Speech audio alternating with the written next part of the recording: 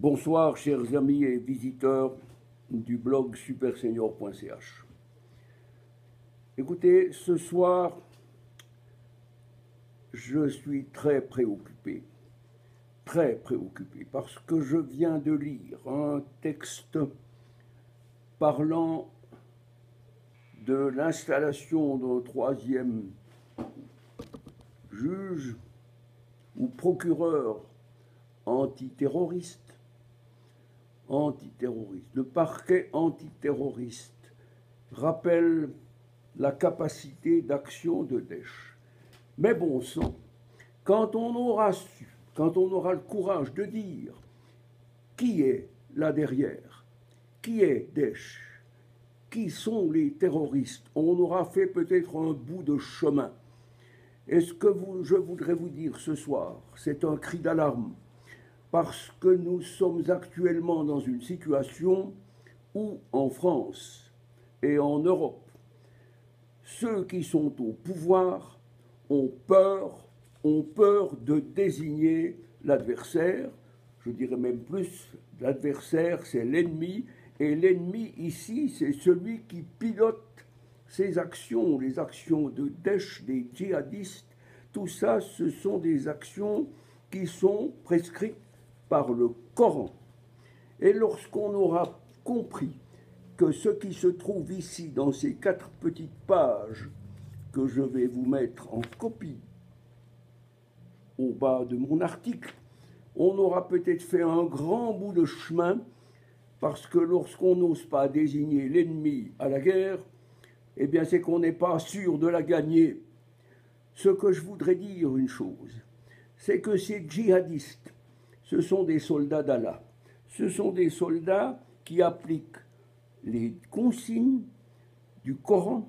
Le Coran, c'est de nouveau ce qui est la loi de l'islam. L'islam, hélas, c'est ce qu'il faut.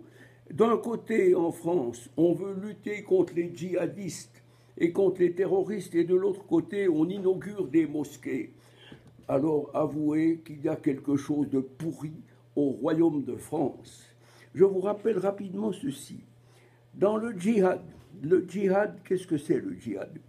C'est un effort dans le chemin de Dieu, un acte de piété, mon Dieu, et un devoir. Dans le Coran, le djihad est toujours un combat guerrier, jamais un combat spirituel. Avez-vous entendu Jésus-Christ parler comme ça? Eh bien non. On dit ensuite ceci: ne sont pas égaux les croyants qui ne bougent pas de chez eux, qui ne risquent pas leur vie, et ceux qui luttent très fort pratiquent le djihad dans la cause d'Allah, en risquant leur bien et leur vie. Ce qu'il faut dire et ce qu'il faut savoir, c'est que la sourate 2, 193, dit ceci: combattez-les, nous, donc les infidèles, jusqu'à ce qu'il n'y ait plus d'association. L'association, ce sont les chrétiens trinitaires qui croient en un Dieu unique, mais en la Sainte Trinité, c'est-à-dire en un Dieu qui comporte le Père, le Fils et le Saint-Esprit. Lorsqu'on sait que la sourate donc 293 demande qu'il n'y ait pas d'arrêt jusqu'à ce que la religion soit à Allah seul, qu'est-ce que ça veut dire? Ça veut dire que l'islam n'est pas chez nous pour cohabiter, il est là pour nous détruire.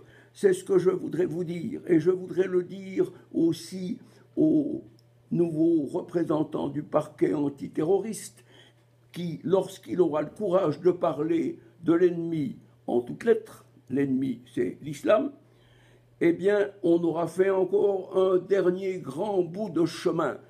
Si nous ne réagissons pas de la manière la plus directe, c'est-à-dire la plus ferme, eh bien le combat sera perdu, parce que la France va se trouver, comme d'autres pays, dans une situation à la libanaise. Et j'ai connu cette situation libanaise, c'est lorsque le nombre de musulmans a dépassé le nombre de chrétiens dans un pays qui vivait en harmonie. Eh bien, la guerre a été déclarée par les musulmans pour prendre le contrôle total du pays.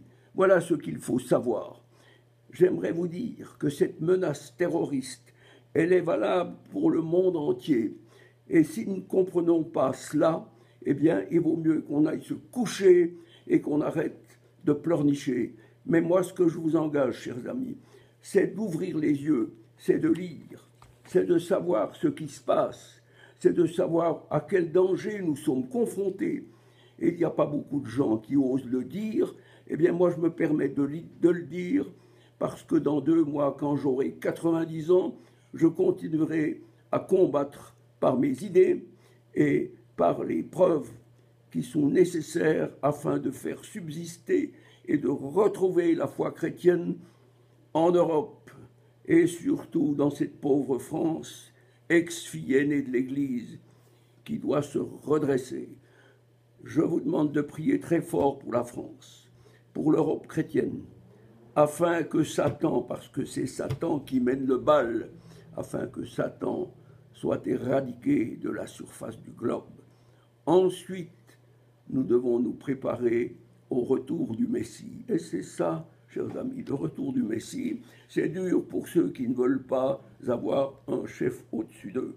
Mais le Messie, c'est le Christ. C'est celui qui est venu pour nous sauver il y a 2000 ans. Il reviendra encore. Mais il faudrait peut-être que nous nous dépêchions de respecter ses commandements. Bonne soirée, merci de votre attention. Et attention, c'est l'islam qui est l'ennemi. Ce ne sont pas les musulmans, c'est l'islam. C'est comme les nazis qui étaient l'ennemi. Ce n'étaient pas les Allemands, mais les Allemands étaient engoncés, enfoncés, pris dans la nasse. Et bien c'est la même chose avec nos frères de la création. Les musulmans, ils sont pris dans une idéologie totalitaire qui s'affuble d'un manteau de religion de paix. Et c'est ce manteau qu'il faut déchirer pour voir ce qu'il y a à l'intérieur. Bonne soirée, merci de votre attention.